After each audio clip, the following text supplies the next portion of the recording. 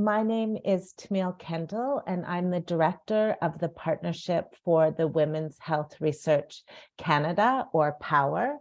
And before we begin today, I would like to acknowledge that I am in Vancouver, British Columbia, and I'm joining you from the unceded traditional territories of the Musqueam, the Tsleil-Waututh, and the Squamish First Nations. And irregardless of where you're joining us from in the world, across Turtle Island, or indeed in other parts of the world, I would like to offer and ask you to take a moment to think about and acknowledge and thank the people of the traditional territory that you are on.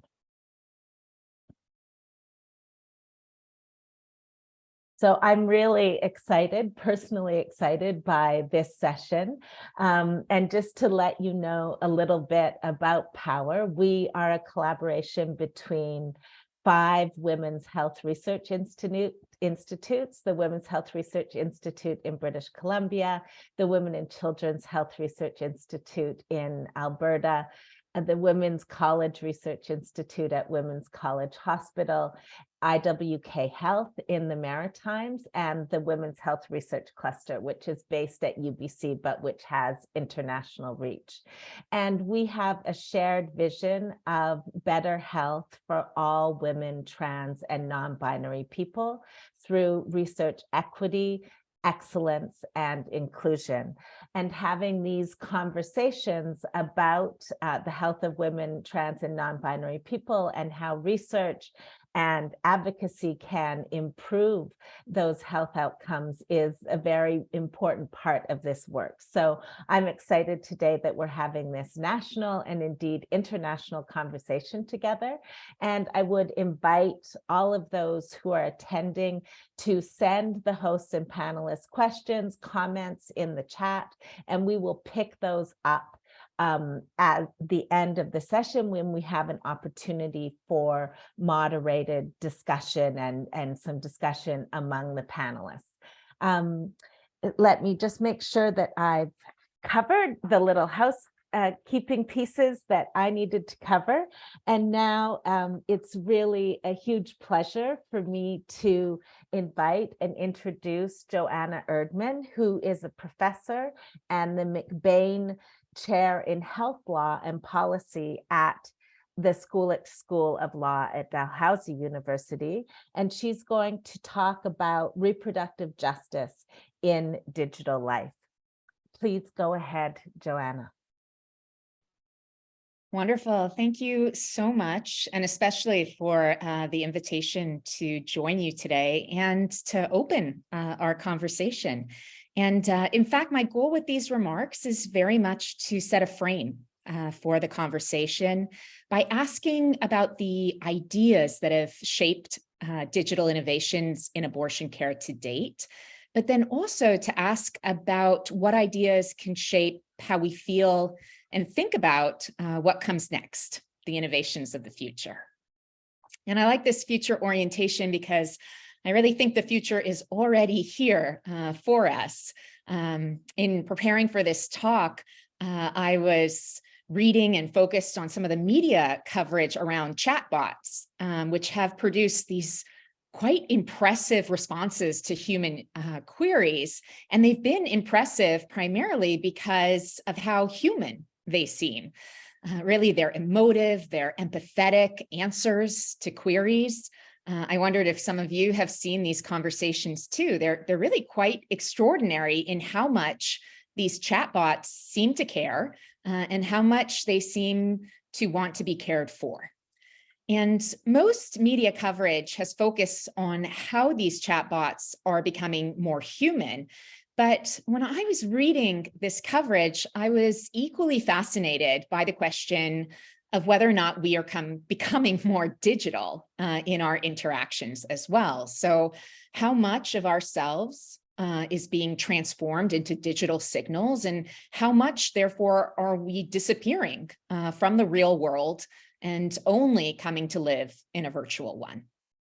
So these might seem like far out questions for this panel, but I think they really work. And they work primarily because digital innovations in abortion care, they largely began with the same function as these chatbots. The intention was to be helpful and to support and to improve access to care, to support decision-making, to enable self-care. Even the idea of a platform really communicates this idea. It's something that enables. And abortion rights in global policy have always been framed in this way, which is about rights to access information, goods, services, facilities. And so digital innovations in abortion care, they really fit quite seamlessly within this paradigm of abortion rights. In fact, I think it might be somewhat inaccurate to really call these digital innovations in care because they were really much more about the digitization of care. They really converted care objects and care communications into a digital format. When you think about it, a lot of these early innovations, like telemedicine, well, telemedicine is still medicine, and a doctor, even if you talk to them virtually, well, they're still a doctor.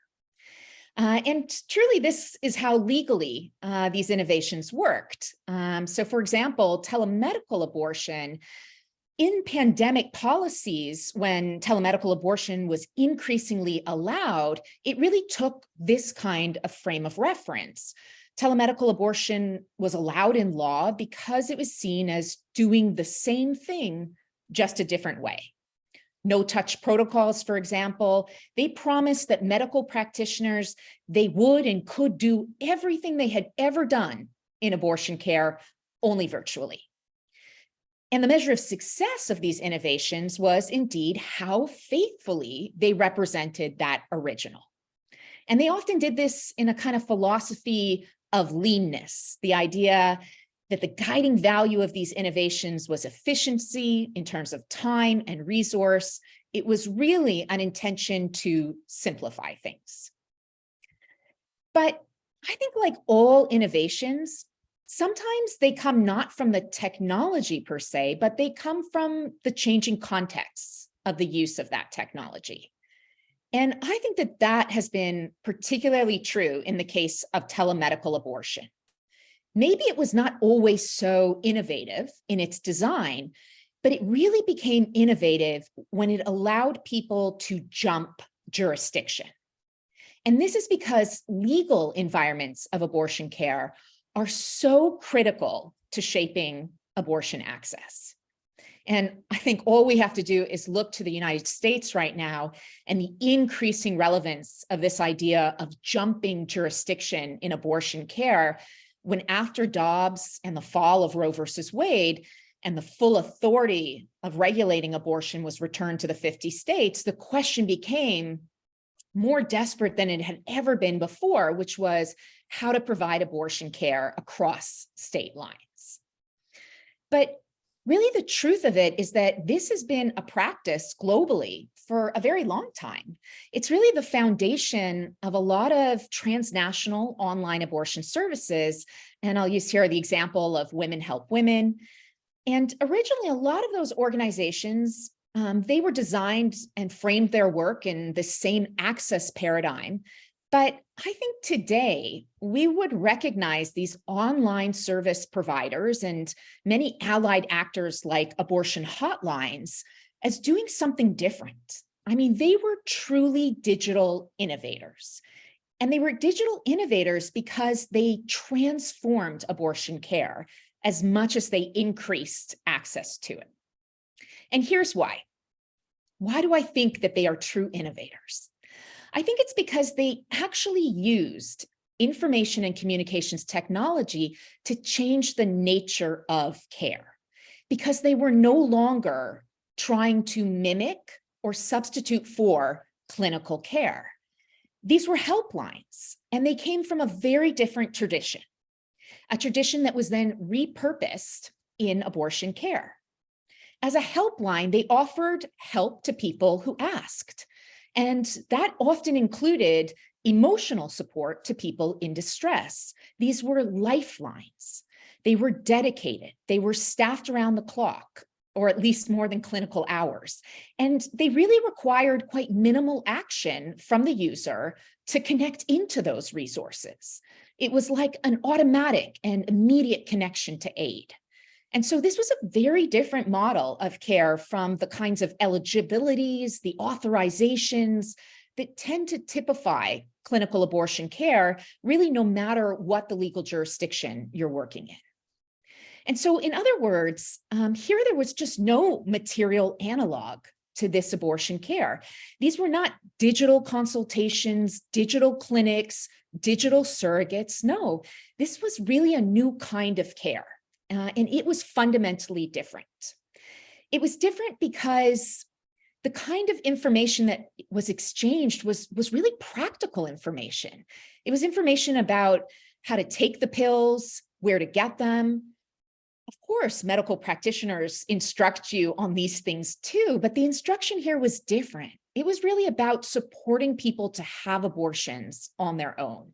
And it was an expectation that people were going to not follow protocols, but people were going to improvise on their care based on the circumstances and needs of their lives. And so information here was really measured by its usefulness, not really its authority, medical or otherwise.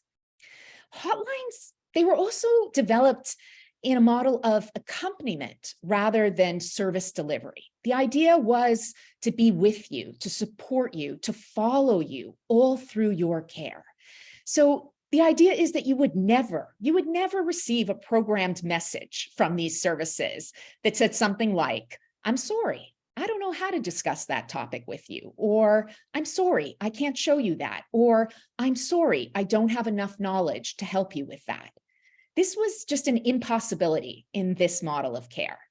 And what it did was really allow all kinds of information to be intermingled, to be more easily shared, to be accessed, and really to be propagated indefinitely in these models of care. And I think it was from this innovation that really the abortion app was born. So if you like, this digital innovation was all about, hey, everything you ever wanted to know about an abortion could be found here. Select a language, select your country, learn everything you ever wanted to know about the law, about pills, how to get them, how to use them. Learn about yourself, calculate how pregnant you are, practice talking, about your abortion and what you're doing. And then if you wanted to, you could apply privacy settings and you could literally disappear. There would be no trace of your data. But I want to spend a little bit of time by asking the question, what is an abortion app?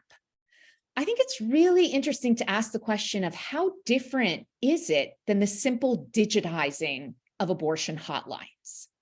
I think this question is relevant because these are software applications and they're known for their very specific and narrow function. Remember, this is the idea that there is just an abortion app for everything. And so the other piece about that was that abortion apps and apps generally were really designed, again, for productivity and efficiency. And that came through primarily in the user interface, which was premised above all on ease of use. And so again, what was the meaning of these apps being repurposed for abortion care? Or if you like, how did they really differ from an abortion hotline? I think probably the most important quality about apps to note is this idea that they are very specific and narrow in their function. And so abortion care to be digital in this way, it has to have certain kinds of qualities. It has to be accessible, accurate, reliable, digestible, interactive, directable. And as a consequence, a person to receive care from this kind of technology, well, that person also has to have these qualities. Their digital identity has to be compatible with that interface. And so when people are asked to give up data, when they're asked to trust, when they're asked to really become intimate with these apps, it's truly only through the kind of data which these apps can store, can rework, can reorder, or they can transfer. And indeed, sometimes it's even data that can be generated about you from the app. how pregnant are you? Many people think that this is producing new knowledge about you, new ways that you can know yourself, but I don't think it's really true to call this knowledge because, quite frankly, the way an app works is that it eliminates any critical analysis of that data, or rather, it hides that critical analysis. It might provide you with the opportunity to be just a little bit interactive, but the truth is, that's only so that it can create a pathway for you through the information, the protocols, and the guidance that it sets. And so this is a very different form of care with a very different set of objectives than from care that is intended to affirm, to empower a person, that's intended to accompany them, that's intended to truly educate them about their bodies, that's intended to engage with really fundamental questions about life that abortion care can raise, and that's really different than acting with compassion and love. I mean, I don't know, you can hold me on this. This might be the human dynamics of abortion apps that are to come, really this sense of digital intimacy that's created with an app. But I really think the fact is that the app interface, it's always just that last step. And all the other steps that come to it, well, they've been black boxed, yeah? They're heavily mediated by algorithms. And so again, this just creates a different kind of interaction. I mean, think about how many of us over the years have felt like we were living in our phones, yeah? And this could be a space that was sometimes comforting for us, but sometimes it was also very isolating because it seemed like it was a place from nowhere or it was a place from everywhere. And so this is very different. It's not jurisdiction jumping anymore to ensure access to care. It's really the idea of providing care from nowhere. And I think sometimes this feature of digital care, you know, the idea that you cannot be identified in it, it's discussed often as a security feature of these innovations, but it's often used just as much as a measure of legal immunity too. In other words, here, the law cannot find the innovator, but the law can absolutely find the end user. And so maybe coming to the end here, the idea is, what's the future then? I mean, the future is really abortion apps leading us and prefiguring in many ways an abortion metaverse. This is the idea that transformed will not only be the objects and the communications of care, but the actual people and relations of care, they too will be completely transformed into digital signals. And we will all exist in an entirely immersive virtual space. Here, jurisdictions don't only collapse. In fact, the whole context of care becomes irrelevant. And I have to say, this might seem like a far-fetched idea for many, but the truth is the future is already here. I cannot tell you how many donor meetings I have been in where the uses of an abortion app are reported as though they were the actual having of an abortion. We have truly reached the moment of the digital abortion, where abortion has disappeared from the real world, and the only thing that it exists is its virtual form. We've entered really the era of digital abortion care, which is something so universalized in scale and standard that it effectively happens nowhere. And we also have all of these digital innovations, but they are designed, they are developed, they are monetized apart from the people and the context of their use. And I think, quite tragically, they're often valued precisely for that universality. So there's actually no pharmacodynamic reason why abortion pills should work differently depending on when a person takes them, but I think there might be really important reasons why we care differently for different people in different places. And this is really linked to the idea and the long, long tradition in feminist abortion care of not trying to escape from the world, but really trying through abortion care to build a more just world. This is the idea that abortion technologies, they should serve people and not capital. The idea that the materiality of care, the realness of care, is something that's lived. And so I think that there is good reason for us to be quite wary of digital innovations that depart from those ideas. we have good reason to be wary of the dangers of the purely datafied abortion, by which we measure and know these life events, but we do them only through their digital surrogates, and where we speak to dollars raised for these technologies, and we no longer speak to the people who have been helped.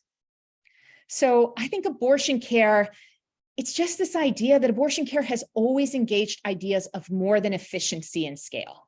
There's always been an idea of justice behind abortion technologies. There's always been an idea, and it's there in the history of feminist technologies that have been designed and they've been used to challenge and to subvert reproductive oppression. So for me, the end story here, and really I hope the beginning of this panel, is a question of design justice, which is to ask of any innovation in abortion care precisely these questions. What is the nature of the problem they seek to solve? What are the values that are encoded and reproduced in their design? And the last question, and really importantly, is who in fact has designed these innovations? And now who owns these innovations? The question is not whether or not you have partners in collaboration. The question is whether or not you have partners in the collective ownership of these technologies. And so, yeah, technology design generally, and I think this is true of abortion technologies, there is a shameful history here of having co-opted these resistant practices and having stripped them of that real political intent behind abortion care. And so I would ask us today, what are our politics behind celebrated digital innovations in abortion care? And what are those politics when we use these digital innovations, not to escape from the real world, but frankly, to remake that world? So thanks so much for the opening, and yeah, really looking forward to the conversation. Thank you so much, Joanna, for those provocative comments to start us out. I'm delighted that we are going to have an opportunity to hear about two initiatives that have developed these digital platforms in a way that focuses on localizing and engagement in those principles of design. And certainly knowing the researchers come from that feminist tradition, but they are very provocative questions. What happens when we now no longer have that one-on-one accompaniment and connection potentially to community? I worked for many years with a Mexican feminist NGO called Balance that had the Maria program, which was a hotline information and accompaniment for medical abortion where it wasn't legal, and accompaniment in Mexico City when it did become legal. And that was very much along those self-help models. So I'll be interested in hearing from our other panelists about the connection between these digital platforms, which I am very excited about because they expand access to real information and can work in very challenging settings. And how do they interact with the local feminist reproductive rights and bodily autonomy communities, you know, that they are grounded in, or where are those connection points? So I'm delighted now to invite Dr. Melissa Brooks, who is an assistant professor of obstetrics and gynecology at Dalhousie University, and Dr. Sarah Monroe, who's an assistant professor in obstetrics and gynecology and also at the University of British Columbia, and also the co-director of Canada's Contraception and Abortion Research Team, to talk about their experience developing a Canadian abortion platform and what really matters most to people who are seeking abortion in Canada and how they explored that in the development. So welcome, Melissa and Sarah.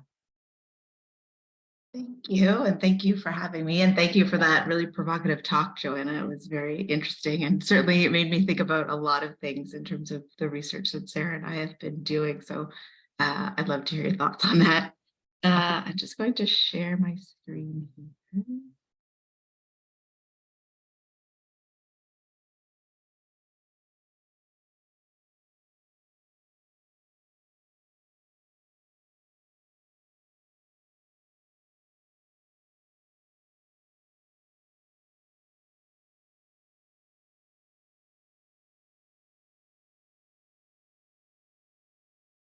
All right, hopefully that's just showing you the slides and not the presenter view. Someone can let me know if not. So Sarah, Monroe, and I have been working on this project for a few years now. And the specific part that we're going to talk about today is specifically looking at what matters most to people seeking abortion in Canada and what we've learned through development of a decision aid.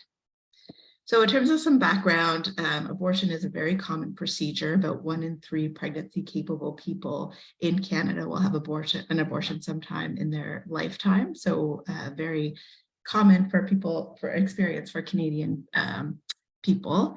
There's 2 main methods. For the first trimester of pregnancy, a medication abortion is usually done with 2 medications called mifepristone and misoprostol. And those are taken together and essentially induce a miscarriage. The other option is what's termed as surgical or procedural abortion. In first trimester, that's usually done with suction, and so it's called an aspiration abortion. Mifepristone is a drug that's been available for a very long time. It was first approved in 1988 in France and China, but wasn't available in Canada until 2017. It was approved in 2015, but took a while to actually be available on the market. So early 2017 became available. Prior to 2017, almost all abortions done in Canada, 97% or more, were surgical or procedural abortions.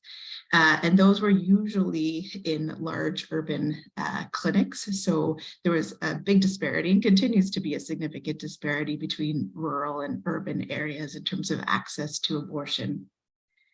So as I mentioned, medical abortion is done with mifepristone, and it increased rapidly after the availability in Canada. So prior to 2017 was estimated to be about 3%. And currently it's estimated that 30% or more of abortions are now medical abortions in Canada. And that was quite a rapid uptake if you compare it to other countries after mifepristone became available. One of the main benefits of mifepristone or medical abortion is that it doesn't require a significant amount of additional training as a surgical abortion would, and it doesn't require a lot of extra equipment. So it can be provided by primary care practitioners just in their clinic. So it doesn't need to be done in a hospital or a purpose-specific clinic. So the hope is that it would increase the amount of abortion availability, particularly in rural areas. We did note early on after mifepristone became available that there was a need for some decisional support. So not surprisingly, research in the area has shown that people who are seeking to terminate a pregnancy strongly value being able to make an informed choice between the options of medical and surgical abortion. Unfortunately, there are significant barriers that exist for people seeking abortion in terms of making or obtaining the information they need to make an informed choice. One barrier is that there is a lot of misinformation, particularly on the internet. The anti-choice movements, one of their tactics really is to spread misinformation to people who are seeking abortion in the hopes of dissuading them from having an abortion. So if you go on the internet, the amount of varying information is extraordinary. It is a time-sensitive decision. So the earlier someone has a termination of pregnancy, the safer it tends to be. So there is sort of a time crunch aspect to it. So people don't have a lot of time to make their decision. Unfortunately, despite abortion being such a common procedure, there still remains a significant amount of stigma when it comes to the decision to terminate pregnancy. And so patients sometimes are reluctant to discuss their decisions with their support people in their life that they usually would talk to about when they're trying to make medical decisions. And so that can be a barrier. And especially in 2017, when medical abortion was a new procedure, there was a lack of knowledge among primary healthcare providers. And I think that still tends to be a barrier for healthcare providers who don't provide abortion or aren't familiar with abortion. And so it's difficult for people to get good counseling about their options, even from their primary health care provider, if that person doesn't have enough knowledge. Early on, when mifepristone became available, the Contraceptive and Abortion Research Team implemented some research to look at the barriers for providers implementing medical abortion care in their practice. And one of the things that was identified is that people or clinicians wanted some decision support for their patients. Certainly when I was in practice, before 2017, medical abortion could be done with a drug called methotrexate. And I used to do medical abortion with methotrexate. And back then, there probably was even less knowledge among primary health care physicians, and people would come as one of the only people in the province. So I'd have people traveling a long way, and that was before telemedicine was really a thing. And I would say about 50% of people would show up for a medical abortion. And then once they received the counseling they needed to actually make a decision, would choose to go ahead with a surgical abortion. And so they could have certainly had that closer to home or not had traveled as long. So that was being noted early on, and when mifepristone became available, that patients needed some decision support prior to seeing an abortion physician, especially if that abortion physician was only able to provide one of the two options, because it would convolute basically the patient's path to getting the abortion that they ultimately felt was right for them. So when we sought to develop a decision support tool, we looked to the principle of shared decision making. So essentially, shared decision making is a new approach in medicine, and as opposed to the more paternalistic approaches from the past. So in this model, the patient and care provider are basically felt to be a team. So the job of the care provider is really to discuss the clinical problem with the patient, talk to them about their options and the benefits and potential drawbacks of each option. And then together, the healthcare provider and the patient work together to elucidate what values are in play and how those will affect the ultimate care plan, and to basically build a consensus on what the most appropriate approach would be. So patient decision aids are one tool that can be used for shared decision making. Patient decision aids are a widely used intervention that support people to make informed, deliberate healthcare choices by explicitly describing the health problem and decision, providing information about each option, and helping the patient to clarify their values. Compared to usual care, within a Cochrane review, decision aids were found to improve knowledge for patients on their options for treatment, reduce decisional conflict. The patients who used a decision aid had more accurate risk perceptions and felt like they were a more active part in the decision-making process, and they made decisions that were more congruent with their values. And depending on the study, it either reduced the under or overuse of elective surgery. So we did do there was a systematic review that was done in 2018 that showed that there was very minimal decision aids that were in existence that were of high quality or had been studied in their use and how they worked in the real world. So that's where we started. And I'll hand it over to Sarah. Thanks, Melissa. I always love having our presentations together because I get to see Melissa speak about our work, and it was really inspiring to me. So I'm part of this project as a decision aid and shared decision-making researcher, as well as a contraception and abortion researcher. And when Melissa and I came together with this understanding of the knowledge gap and opportunity to develop a patient decision aid, we developed a process that's taken us about 2 years for development. And then since then, we've been conducting a randomized controlled trial that Melissa will speak to later on in the talk. But our goals for developing the decision aid were first to look at what was existing around the world. So we found a paper-based comparison grid for choice of surgical or medical options for first trimester abortion, and we updated it with existing clinical evidence, based on the SOGC practice guidelines. We then took that paper-based tool and turned it into an online patient decision aid for abortion seekers, aiming for them to use it before making an appointment. And that was based on what we had learned so far, and also from experts like Melissa, who observed that many people change their preferences once they have that initial counseling in a clinic visit. And it would be much more patient-centered for folks to have that opportunity to consider what matters most to them and best information before making that appointment. And then finally, we've evaluated the usability of the tool with both clinicians and with community members. And we involve clinicians in user testing as more of an upstream approach. We wanted to ensure that people providing abortion care would find our tool acceptable to use in practice. There's no point in creating a digital app without knowing that people are going to be interested to use it in the long term. So not only community members looked at our tool, it was also clinicians. Next slide. Thanks, Melissa.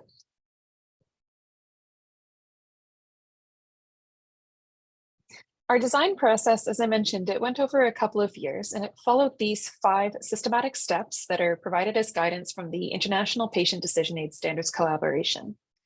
So first, a scoping approach, looking at what tools already exist for the decision.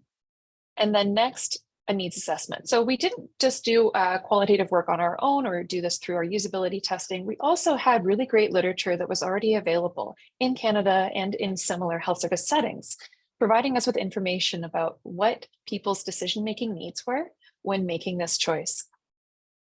Next, we synthesized the evidence of what needed to be in the tool. And this came not just from what best clinical evidence was available, but what matters most to people seeking abortion. Safety and effectiveness are of course important, but there are other things that matter. The mode of abortion, how long it takes, what it feels like, where it takes place as well, home versus in a clinical setting. Finally, we engaged in prototyping and user testing, and this was an iterative process. Each time we developed a new component for the prototype, we went back to community members and clinicians to test it with them. Next slide.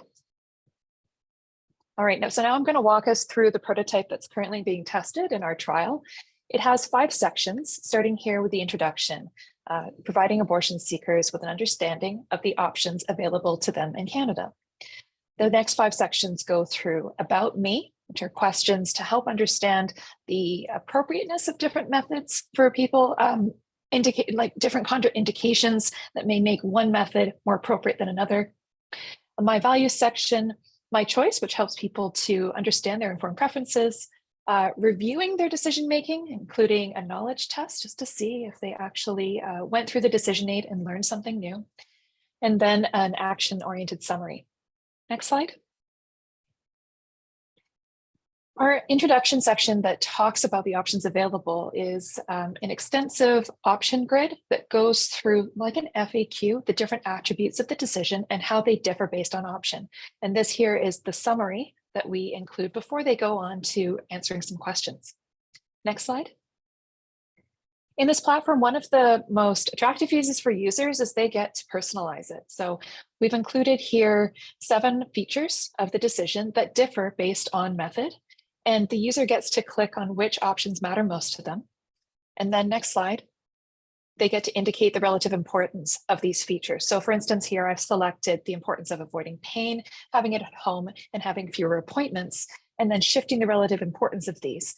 We know that sometimes when we have a Q&A or a paper-based form, people will indicate that each of these are of top importance to them, but that really doesn't help folks to make trade-offs and choose the method that best matches what they need in that particular time and place.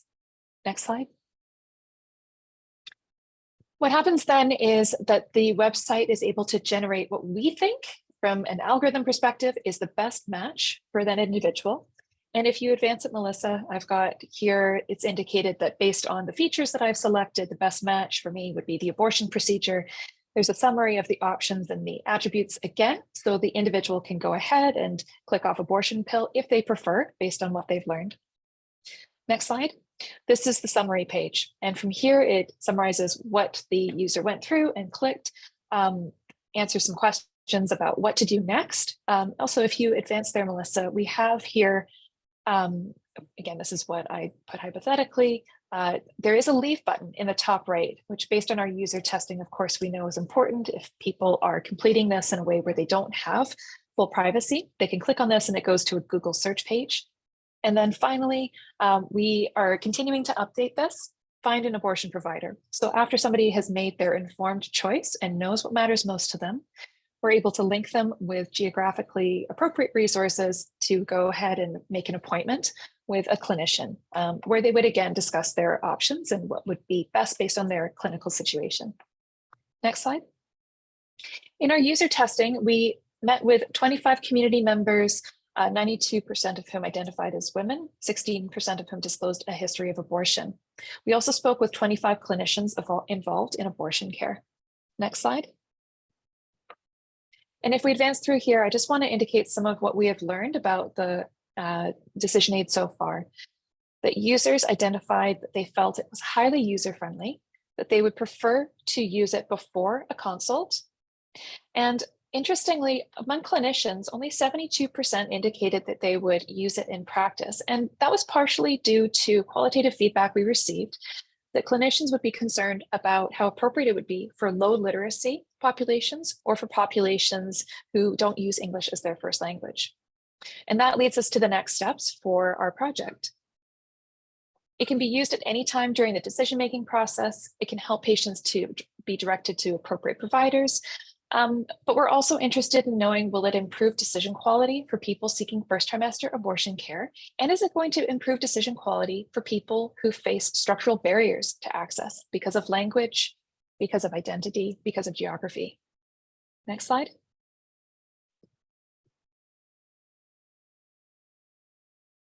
Go ahead, Melissa.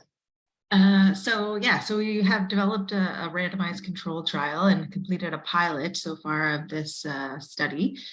So this was completed at my abortion center, the Nova Scotia Women's Choice Clinic. So we randomized patients to use the decision aid prior to their appointment at the clinic or to usual care, where we just directed them to look at the clinic's website. 159 patients completed the pilot trial. This is hot off the presses. I don't even know if Sarah has seen this yet, but the primary outcome of decisional conflict seems to be trending to show that patient outcomes are improved with the decision aid. So the decision conflict score is scaled out of 25, and a lower score suggests lower decisional conflict. So it is looking like a positive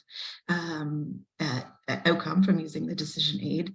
Other things that we're looking at is whether there is an improvement in knowledge, increased satisfaction with decisions 4 weeks or more after their abortion, and also if there's decisional congruence. So if their identified choice ends up being what they do go ahead with in terms of their abortion. And there is funding available now to complete the full trial. So hopefully at some point you'll see results from that as well. Alongside the trial, what we're doing is a cultural adaptation of the tool. So I can't really share about the funding sources, but we've received funding recently to translate the tool into French, Mandarin, and Punjabi. And we're going to be doing that through a community-based and patient-engaged approach with a number of advisories. And that's going to be completed within the year. And alongside that, we're creating short visual versions of the patient decision aid. These are going to also be translated.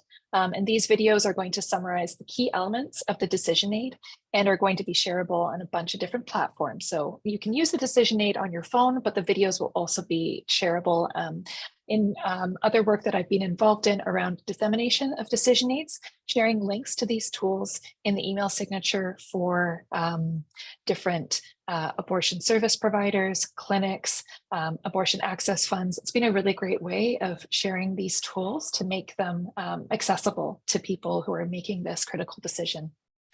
And then finally, we're engaging in interviews. These are think aloud interviews. So walking with clients to see what it's like as they navigate the decision aid, what it feels like and what feels appropriate or not. And we're doing this with a small sample of Indigenous clients here in BC. And together, the results of this work will help us to ensure that the tool that we develop isn't just based on best clinical evidence and doesn't just meet the decisional needs of clients, but it's also culturally safe and culturally appropriate for users. So that's it for us. Thank you so much for the opportunity to present. If you'd like more information about the tool, the trial, or a cultural adaptation, you can contact us by email, visit the CART website, or find us on Twitter.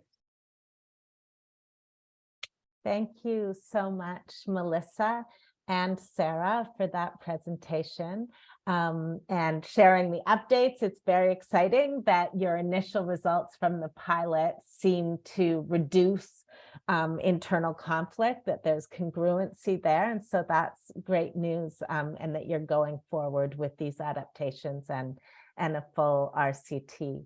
I'd also invite all of the people who are participating, if questions or comments are coming up for you, you can share those with me and with the panelists through the Q&A function.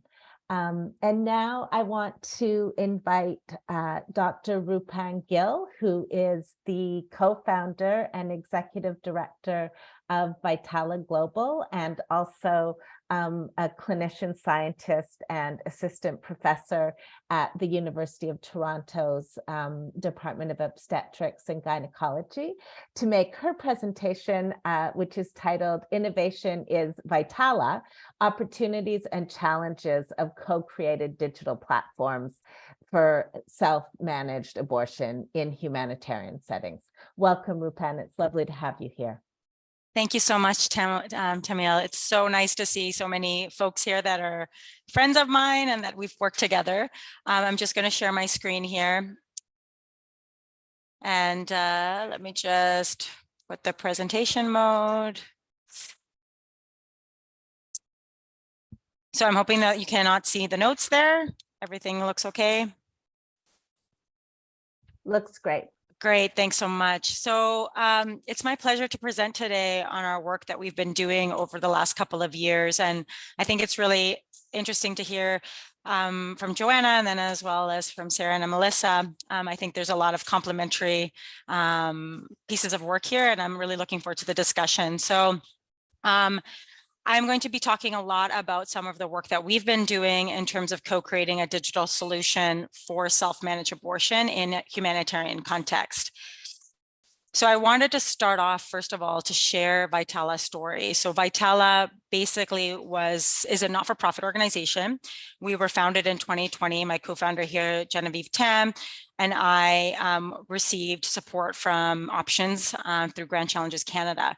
So at the time when we started Vitala, it was literally a team of 2, and now we're supported by a team of a significant local team of the folks that have been supporting and co-creating Ay Contigo, the digital solution I'll be sharing. So we have 12 local Venezuelan staff. We have a huge host of global remote staff, and then have been supported by volunteers and students. And the core thing, or the intention behind Vitala, has been from our own experience as providers, as advocates, activists working for Doctors Without Borders, as well as at the policy level and guideline level with WHO, on the need for really spending time with women themselves to understand their lived experiences, and so that we can co-create solutions that facilitate support and care to abortion and contraception. And what really sort of is core to our work and is a focus is three-pronged. There's the abortion and contraception piece around building open access digital tools and working in some of the most challenging and restrictive settings globally. We build the solutions with the local context in mind, really centered around reproductive autonomy as a core value of ours.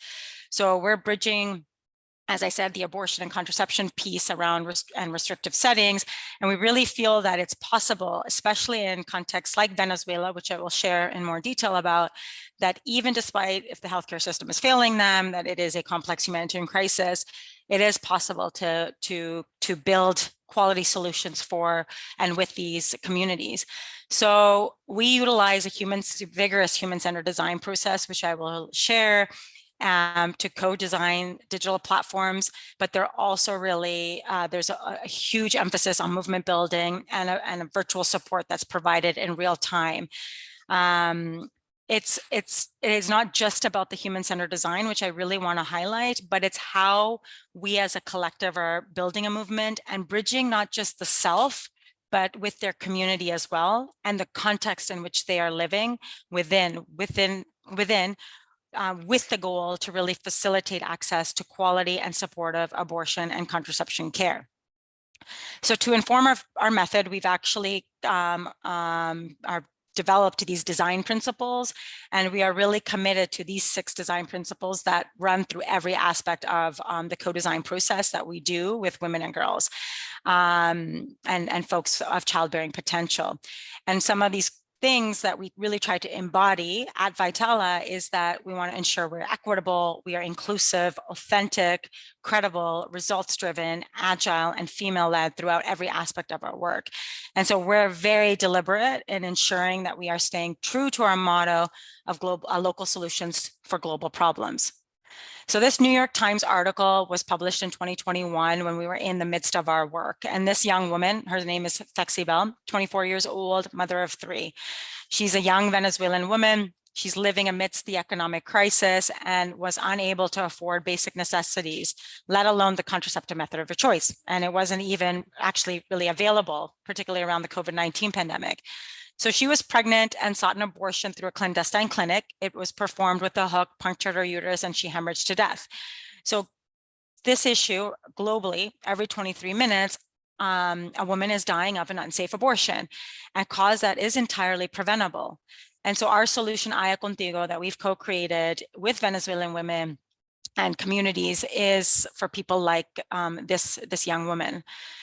So for those of you who don't know, Venezuela is a country that has been facing a protracted humanitarian and economic crisis now almost for a decade. They have a failing healthcare system. There's poverty, scarcity, restrictive abortion laws, criminalization of activists, stigma. The COVID-19 pandemic, when we started this work, had just started and was ravaging Venezuela as much as the rest of the world. Misinformation, lack of judgment-free, compassionate care, and isolation. So Aya Contigo is a digital abortion companion. And what it does is that it's accompanying users through a safe medical abortion, a self-managed medical abortion, and contraception care journey. And we're providing them what's evidence-based information that's based on WHO guidelines. The mobile application is completely offline, which was also an essential design feature given the context in Venezuela. And we provide live chat support, also very critical, which is not automated. It is by 4 counselors that are available and providing psycho-emotional and social support, as well as connecting our users to a trusted network of providers and a referral network.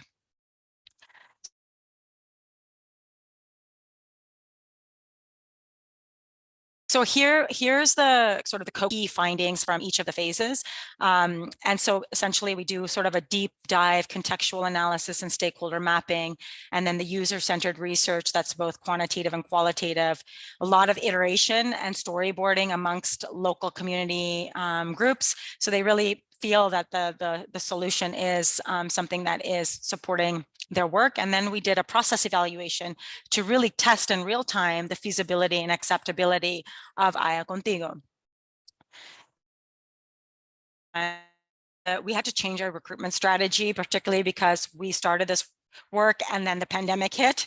And that's one thing Vitella, I think, has gotten really good at, is doing ethical research completely remotely. And so in this case, we recruited about, well, we were targeting 3 million folks of reproductive age through an online survey using Facebook and Instagram ads over 6 days.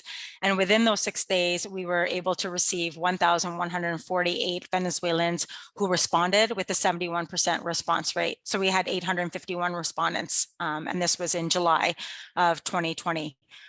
So when we asked where folks go first when they have a question about sexual and reproductive health, 80%, some of these results are coinciding with what Sarah's spoken about, but also it's come up a lot in other research, so it wasn't as surprising. So like there are lots of folks that are searching the internet, but they're also going to their family and friends, or they're going to a trusted SRH clinic. Overall, our participants were not concerned about searching terms around abortion, contraception, and sex, which was very interesting. In terms of their preference of how to receive sexual and reproductive health information, this was interesting for us because it was pretty equal in terms of receiving it by email or through WhatsApp. And then the most common contraceptive method used include male condoms, implants, contraceptive pills, and IUD. And over 50% of our respondents encountered problems accessing that. And it was most often because it was either too high of a cost or just not being available. Now, interestingly, we did have about 42.7% of the respondents reporting an unplanned pregnancy. And of those, 19.9% reported having an abortion, with vast majority of them being done with pills. Now, we had also asked those that did not have an abortion whether or not they knew of someone, and 20% stated that they did, and knew someone who had done it unsafely, whether it was through traditional herbs, coat hanger, and a lot of the folks had difficulty getting an abortion, and it was really around sort of the fears that something bad could happen, the fear of being arrested, and just not knowing where to get the abortion. So after we did that, we had done qualitative interviews. We got 12 Venezuelans who had completed an abortion to interview and share about their experience and give some thoughts around a potential digital solution and if that could have facilitated their care. These are some of the high-level insights and learnings around the qualitative analysis here. And I just want to highlight a few things that first and foremost, that the impact of the complex humanitarian emergency impacts women's economic and social empowerment. And there is a sort of complex emotions that accompany decision-making that are also overlaying this sort of the life circumstance or what they're facing, right? And so there are issues around fear, but it's not necessarily solely related to the fear of, for some, it's the fear of prosecution. For some, it's the safety of the process, but it's also because they're not really sure who they can trust to go to obtain that safe abortion. Emotional support is needed in the moment of an abortion. That came up quite a bit, and that they are seeking contraception afterwards, but the access is limited. Internet connectivity, so that's something that we had to ensure we were really mindful of. Rampant misinformation, internet being the first source of information, lack of sex education.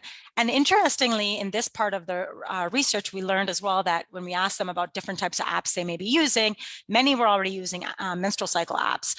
And they shared with us that they would download a mobile app that privately guided them and informed them through their abortion and contraception needs. Now, we also asked a lot of questions around digital tool features, and these are some of the highlights around being secure, private, having some chat groups or secure forums where they could talk to one another. Really important to have up-to-date information, visually appealing, captivating imagery. I mean, this is work we're doing in Latin America and Venezuela, so it needed to have that kind of vibrancy, shareable through social networks, easy to navigate, and able to be used offline with little phone memory required. So the research is so in depth. I know I have about 5 more minutes, so I will be getting into the phase 2 and phase 3 piece of it. But really, phase 2 is the co-design side. And so we complete the synthesis of data from phase 1 and really then worked in partnership with our trusted Venezuelan partners. We had a UX UI design team, ran a number of storyboarding sessions, and came up with their initial wireframes and the initial prototype that was then user tested amongst 6 users remotely. So just to emphasize, Aya Contigo really is centered around co-creation, not just with the user themselves, but with also those local grassroots organizations. So speaking to Joanna, one of her points that she made, for us, it has been really important that it is a co-owned and co-created solution. So when I show you sort of the end product and now how things have been functioning in Venezuela with Aya Contigo, people know Aya Contigo, but Vitala is not necessarily what's known. So for us, that's actually a big win because people see it as a Venezuelan product co-created by Venezuelans for Venezuelans.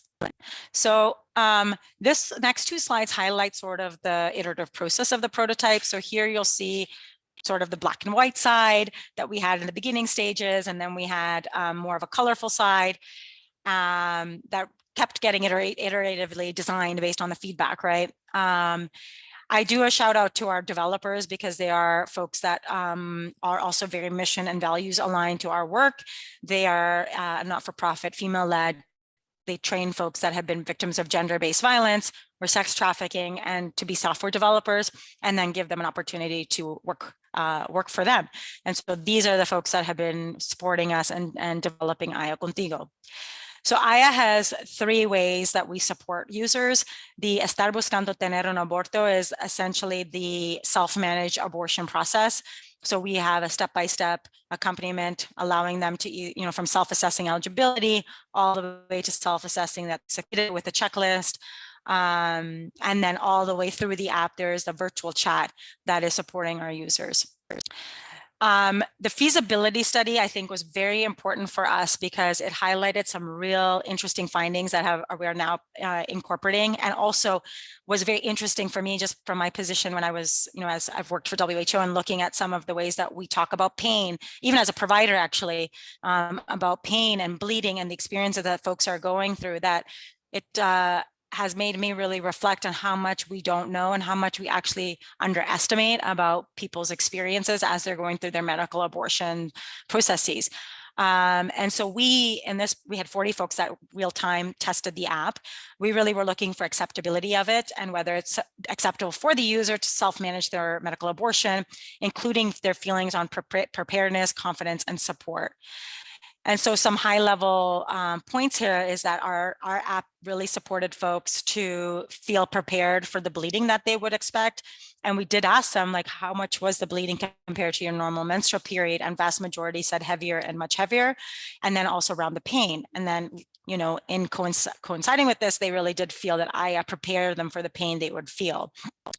Again, aligned with a lot of data that we've seen around accompaniment models, our data is also showing that people can self-manage their own abortions, whether it's through an app, through an acompañante, or through a hotline, and that for the vast majority can be successful within the first 12 hours of when they've taken their first dose of misoprostol. So in terms of preparedness and support in general, just about their confidence in determining that their abortion was complete, about the contraceptive methods, about determining their gestational age, all of that all together are like overwhelmingly folks felt confident, very confident. So 100% of our respondents felt that Aya Contigo supported them through their abortion process.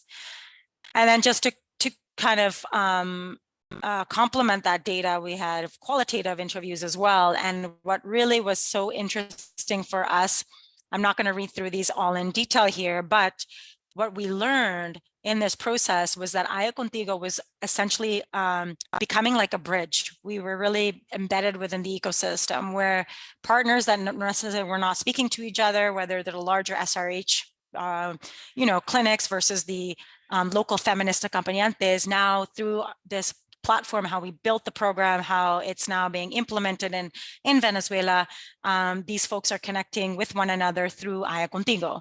And even our users, and this one quote is stated in Spanish, but what she's saying here is that if she didn't know about us, she wouldn't have known about X organization. And if she hadn't known about X organization, she wouldn't have been known about but through an X organization, she learned about us, and then through us, she learned about the one that essentially then helped her navigate the sort of the abortion landscape within Venezuela.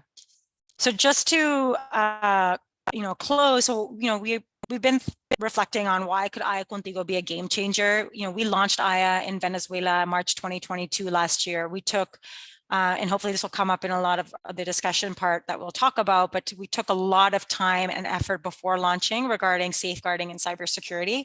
Happy to talk about that. But I really, really want to highlight that human-centered design is spoken about a lot. It is a sexy term, but it takes a lot of patience. It takes a lot of humility and really understanding that to do this well, it needs to be done in co-collaboration and with community. And so we feel very humble and sort of proud that in ways people don't know Vitala as much, but they know Aya Contigo within Venezuela. And I think that's a really, really important thing. These are just some key, I've highlighted this already, but in terms of our lessons learned. And I like to kind of really show this visual because it shows you that Aya Contigo is more than just an app. It really is a program of work and a digital support system. So after we completed the feasibility trial, we made changes to the app, which was that the app, when it was tested, was just with passive information, but it was very apparent that apps and digital solutions are not the panacea, and folks need other folks too. They need folks to speak to. And this again aligns with some of the comments that were made earlier by the panel. And so we have an IA care team, which provides the psycho-emotional and social support, as well as a community engagement team on the ground. And these are all Venezuelan staff. And the community engagement team is essential to continue building trust, connecting with partners, doing outreach, doing workshops. And so collectively, this together becomes a highly effective digital support system. And key to our sort of theory of change is not only saying that we're decreasing the numbers of unsafe abortions, but really it's about reproductive autonomy. Are people accessing the type of experience that they need? This is part of our team. These are, our young staff that are majority Latinas based in Latin America, whether in Venezuela or Nicaragua or Colombia. So it shows that even throughout our organizational structure too, we really believe in sort of ensuring that these voices are also leading the work that we're doing. So these are some of our partners, and thankful for the funding that we've received. And these are some final quotes by some of our users. So that's it. Happy to get in touch. We have our email here, and then you can follow us on our Instagram, LinkedIn, Twitter, Facebook. Thank you very much. Thank you very much, Rupan. And I would like to invite Melissa and Sarah and Joanna all to come back on, and we're going to have a questions and answers at this point. And I wanted to thank Sarah for responding to a specific question about translation of the digital platform, the decision-making aid into Mandarin, as well as how the calculations are being done in terms of congruency. Eugenia Lopez Uribe said, thank you. It was a fascinating session. And Eleanor Rack from Italy is asking a question about making telemedicine legal and available. It's not currently allowed, and it needs to be an in-clinic abortion method. And she says a big challenge is around providers' mindsets. So the paternalism of doctors and lack of knowledge that they have. Would the panel like to make suggestions about how to bring about change and get doctors on board in support of reproductive autonomy and reproductive justice, rather than sitting in that, being barriers towards that? And if there are scientific papers that you could recommend. So that's open. Who would like to take a first crack at that, at Eleanor Rack's question? Go ahead. I could take a crack at it. I mean, I would say that the pandemic, which was a huge push for us in Canada in terms of increasing access to like video conferencing and things like that for medical care. I think it's somewhat of a culture shift in general, though, to get doctors on board with increasing access to abortion care and decreasing barriers to abortion care. I know in Nova Scotia and probably in a lot of other provinces, one of the big shifts that had to happen was the way doctors were compensated. So here, it very much is fee for service mostly. And so prior to the pandemic, at least in Nova Scotia, I think a lot of other provinces, physicians couldn't bill for a virtual appointment. So I think that was a huge change that had to happen. It was really just spurred on by the pandemic and the need for changing to a virtual setting. In terms of literature, there was a big paper that was published I want to say in the New England, it was the New Englander, I think, or the Lancet, where they had looked at, in the UK, they had changed their abortion protocols to be virtual for medical abortion with, as Joanna had said, very strict protocols, but they were able to track all the outcomes and were able to demonstrate that no touch medical abortion was very safe and that there wasn't an increase in adverse events. So that was a big paper that was published just last year. So that would be a good piece of evidence to show that at least no touch medical abortion in the correct setting can be very safe for patients. Are there any other additional comments on this question from the panel? I can offer just a thought in the sense of really thanking Melissa and Sarah for your research, because I think it can really make a difference in bringing physicians along, not just in the sense that they can continue to do the work they ever did only in a virtual way, but that they can really have a different role when it comes to abortion care. And I think rethinking the kind of care work that happens and the idea that there is maybe a plurality of roles, that it's something where people tap into you rather than that you have to be in control of the process, is something that requires, getting used to, getting comfortable with. And I think shared decision-making tools are a really nice way of bringing that kind of comfort, not just to patients' decision-making, but truly to providers, decision-making, and letting them, and bringing them some comfort in letting go of control, which has been so much a part of abortion care. So no, I think it's exactly studies like yours that will really help to move the field along. Thank you, Joanna, and I'll preview for the panel that I'm going to ask a question for all of you to reflect on these linkages between digital platforms and movement building pros and cons. But we do have a question around awareness of abortion complications. So perhaps you'd like to speak to that in terms of the evidence-based information that is built into the digital platforms that have been developed both in a Venezuelan context. Rupan, if you want to start, and then either Melissa or Sarah to come in. Mm-hmm. Yeah, I mean, something that was really important for us in terms of like the specifically around the content that we included in I Contigo was to have it very centered around the WHO guidelines, and especially around the self-managed abortion piece.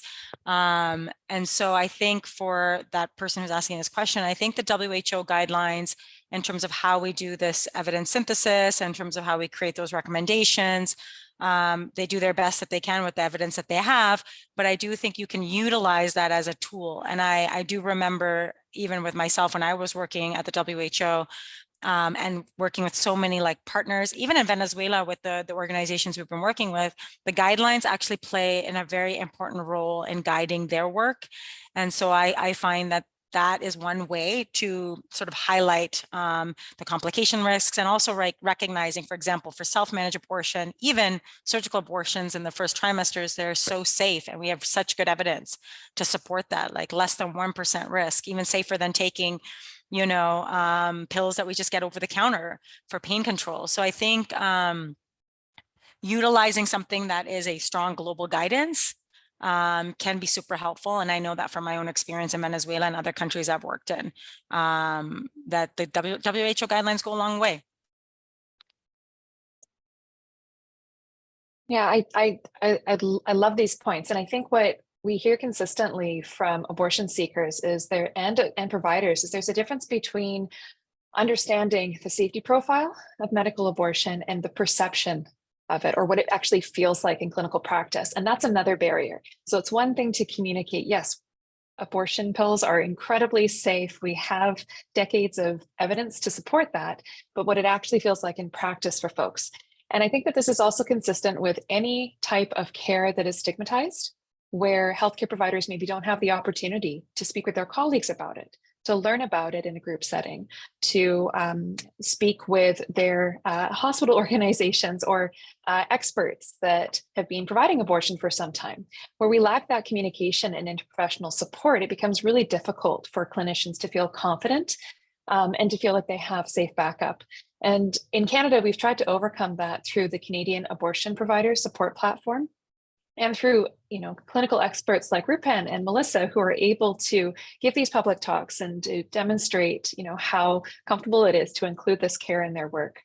From a patient perspective, safety can also mean things like privacy and confidentiality. And so that's one of the things that we've tried to bake into our decision aid, is these considerations beyond safety and effectiveness. Because at the end of the day, an individual may choose a surgical abortion, not because they feel like it's safer or more effective, but because it meets their needs for getting the procedure done as quickly as possible or outside of their home. And so these are things that we need to talk about with community members and make sure that people have full information about those options before picking one. Great reflections. Thank you so much. So I was struck in Joanna. Oh, Joanna, did you want to add on that point? Well, just only to say it because it's come up in other contexts too, that we use this term self-management or self-managed abortion, and we kind of sometimes forget the real meaning of the words. But to manage means to truly manage, including risks of complication, and so there's a idea here of not making perfect systems. The idea is not to avoid any kind of fear of a risk, but to really empower people and develop the support so that they can manage, that they know what to expect and they can manage pain. Another piece here has been just fundamentally different ways of measuring success too. There was always a story that if people had to access the healthcare system, if they access post-abortion care, somehow that was a measure of failure. That's an absurd way to think about healthcare in a scarcity kind of mindset. Again, going to Rupan's comment, if the benefit of these interventions and innovations is that they integrate care, then again, that somebody seeks care from multiple places or at different points in their process shouldn't be a mark of failure. It should actually be a mark of an integrated care system. So I do think a lot of these innovations, if they are truly innovative, they should actually challenge the way we think about complications in abortion. They should challenge the way in which we think about access to care, duplications of care, integrations of care. And I think that's what we're seeing when we take these innovations seriously.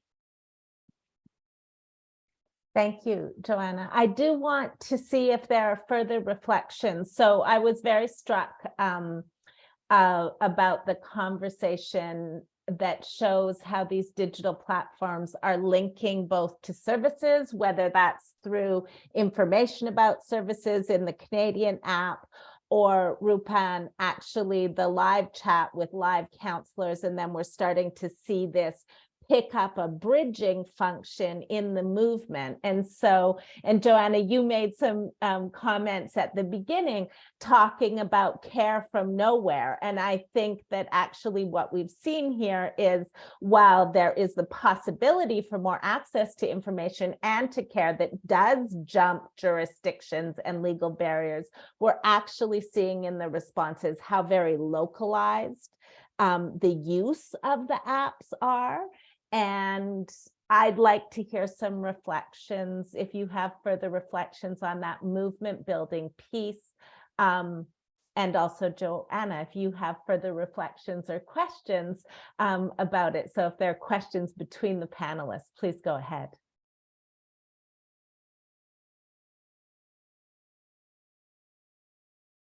I guess I could start, just because like movement building, I mean, also it's interesting. I think just thinking about this, and I'm curious from the other panelists in terms of like how we define movement building is really important as well. And so with us at Vitala, like,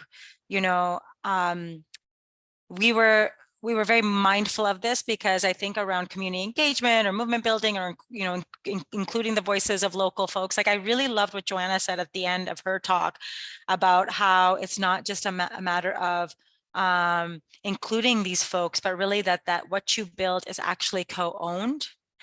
And that truly is like a core value of ours, because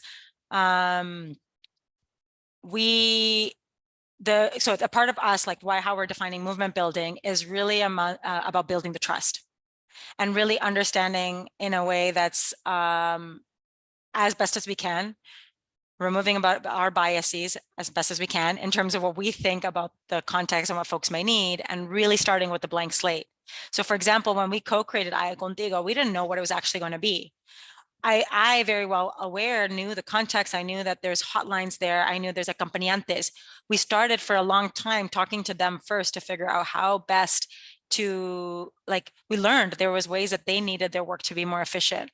I also have to say, like, this around the movement building, what we've also realized is that in Venezuela, for example, and a lot in Latin America, a lot of these people are doing this work as volunteers.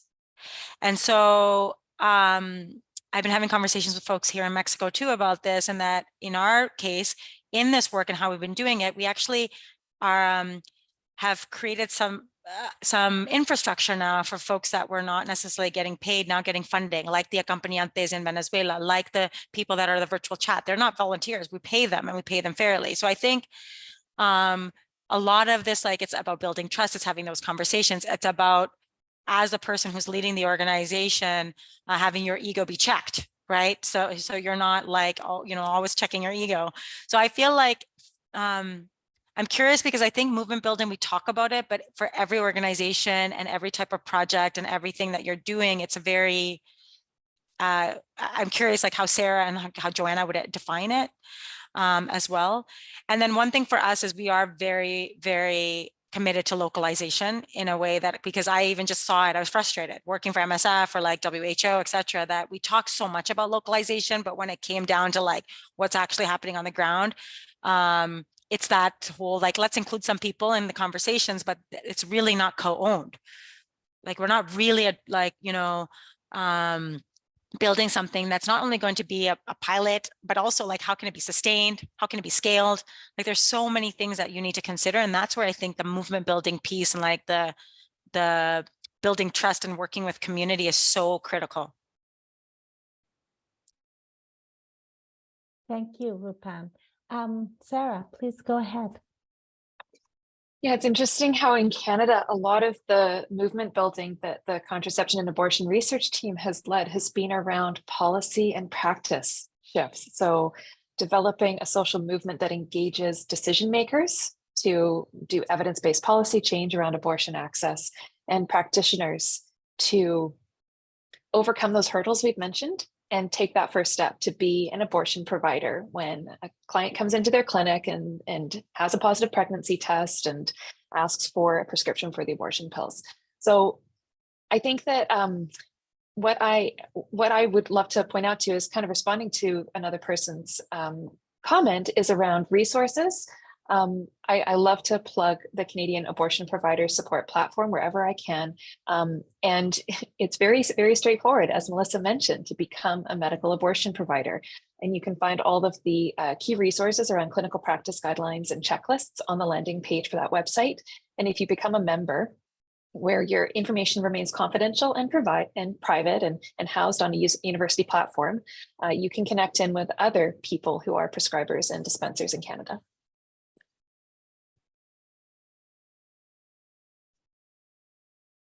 Great.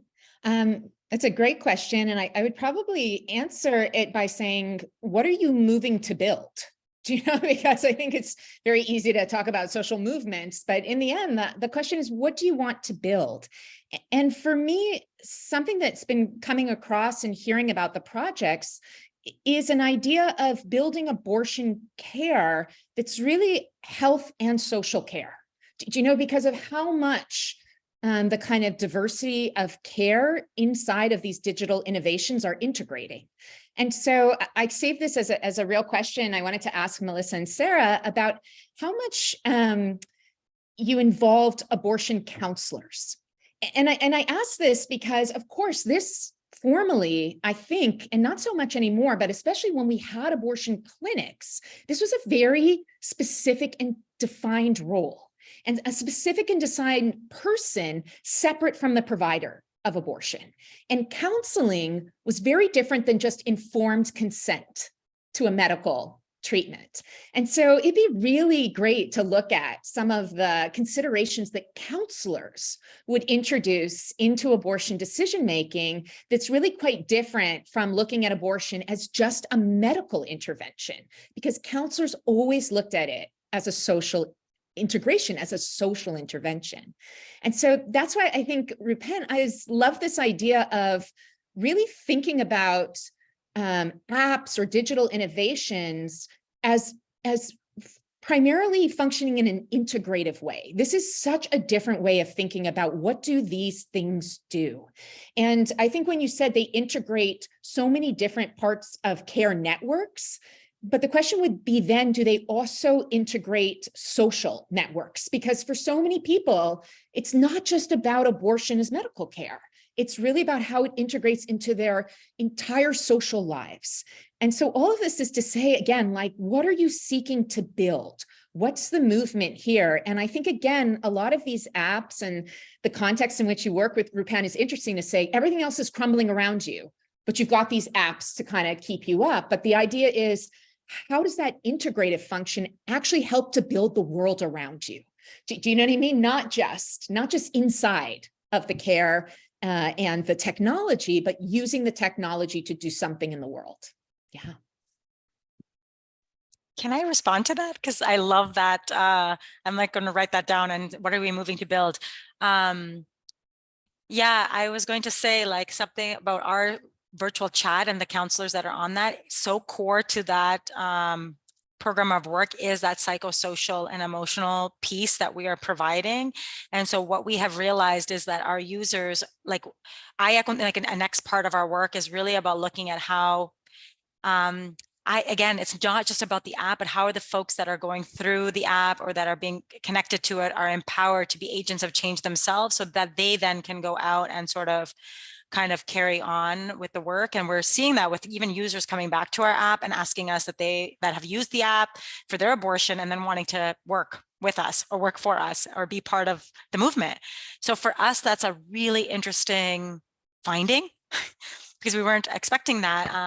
So a lot of it is just, yeah, exactly that, about really looking to see what we're doing that's beyond just the moment of time that they're experiencing in the digital solution. You know, for us, it's about reproductive autonomy. So really everything we're doing is how are we always ensuring that our North Star is that in these very challenging settings. Thank you, Rupen. Sarah, Melissa, would you like to answer the question about involvement of counselors? And also there's a question from Edith about the willingness of Health Canada to discuss with the ministries of health in the provinces, virtual abortion platforms, if you had any comment about that. And then I'm going to take this, we'll have a moment about the last question. Melissa, did you want to start? Sure. Yeah, I would say I definitely agree with you, Joanna, that the counselors are a huge part of our clinics, and they do a lot of the work in terms of if a patient's not sure about what they want to do. And we have nurses who do counseling as well as a social worker. I guess in my definition, when I say abortion care provider, it includes counselors, it includes the counselors, it includes the nurses in the clinic, it includes the person who might write the prescription or do the procedure. So I think in our slides where we're talking about clinicians, it was all of those people, not just necessarily the doctor or the nurse practitioner who was performing the abortion. And then I wasn't quite sure what the other question was. I believe the other question is Health Canada behind these types of online digital platforms as a tool, if there's any temperature check around that? You want to respond to that, Sarah? I'm not aware. I mean, telemedicine abortion is happening and many providers across Canada are doing it as part of their practice.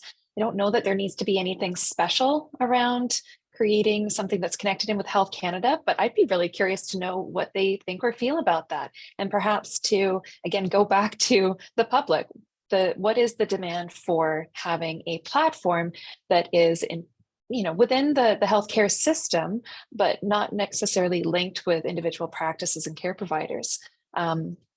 I think at the end of the day, what Rupen is talking about around reproductive autonomy and what is the change that we want to see, we want to see improved access to abortion, and to do it in a way that's really going to be centered in the needs of people seeking abortion care, especially around folks that do not want to go into a traditional clinical setting that may not be the safest environment for them. And those are typically, they have long wait lists and they're in urban settings. It's really hard in Canada to get that kind of safe access to care.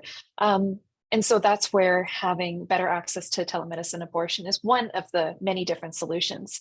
I'm just really keen to hear how Rupen is going to be taking Aya Contigo and bringing it to other jurisdictions. And I think that in Canada, there's definitely a need for that kind of work at that sort of medical, like abortion access platform that can be embedded within our healthcare system.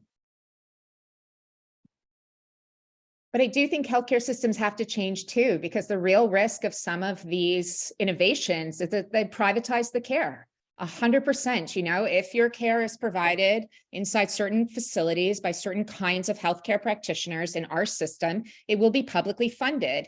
And if it is not, then it will not be publicly funded. And I think that that's just wrong. There are whole going to Melissa's comment, there are a whole group of people who support and care for people who have abortions who are not formally within that group of people we think of as practitioners, and our policies don't follow them. And so very much like Rupen's comment, we end up with a volunteer-based system of this care. And so I think it's as much a saying of, is Health Canada willing to discuss virtual medical access platforms as it is, are they willing to really rethink our healthcare systems, crisis or not? Let's do it at this moment, but it's system level change. And so I think reproductive autonomy is great as one value, but reproductive justice is a really different kind of value. And I think these innovations have to sit in that structural change. Otherwise, they're quite dangerous interventions in the health system where indeed they will be used to privatize care and really offload care to volunteer family and community networks. It's really interesting to also think about that in different contexts. We also have had a very lively discussion and are now over time. But I do want to there's a question about the storage of information. And Rupen, you spoke to a lot of focus on cybersecurity in the development of the app. And Sarah and Melissa, can you speak to that? How information, is it personally stored? How is there data sovereignty for the users of the app? For us, we don't collect anything about the users. They, even from something that we did add was allow them to put their own PIN, but then that's always, they can change it. It's not something that has to be, stored in our back end that then allows us to track every single user. So we don't do that. And that's something that we've been very mindful of. However, one thing just to highlight is that because, I'm highlighting some of just like the app piece, but we do work within a network. So there's a lot that happens that's in different platforms like Signal, like Telegram, conversations we're not having over WhatsApp, right? When we do have the virtual chat conversation, and that is where people are coming and wanting to chat with one of our counselors, one of the key things that we need to get their consent from is because this is a way for us to then do the trusted referral to one of our partners, is that they need to consent to give us some of their information. But everything that we have within this help desk platform that we utilize, it is not stored in the US, it's not stored in Canada, it's actually a European-based cloud. And we get their consent, and that's how we can then share their information as needed. But we have a whole protocol set up, and we worked with organizations. I just want to highlight this. That was very important. We ran a technical consultation with over 30 organizations in Latin America on safeguarding and cybersecurity so that we could work on this together and hear people and how they're doing it so we can create best practices. Then we had an organization called Tecnicarudas from Mexico who did a thorough analysis, not only of our app, but also we need to safeguard our staff, because not only is it we're safeguarding the people who are the counselors, safeguarding the people on the ground, safeguarding us as Vitala, safeguarding our users. So then we worked with Tecnicarudas and then Women's Link as well, who has helped us on a legal side. So we actually have a whole host of lawyers that we can call upon that are within Venezuela as well. So we could have a whole session on safeguarding and cybersecurity, to be honest. But it's something that's just the tip of the iceberg of some of the stuff. We have a bunch of other things like VPNs and, you know, a lot of stuff that we've added into the app to inform the user as well in terms of just protecting themselves. I think that I'm going to thank you for that.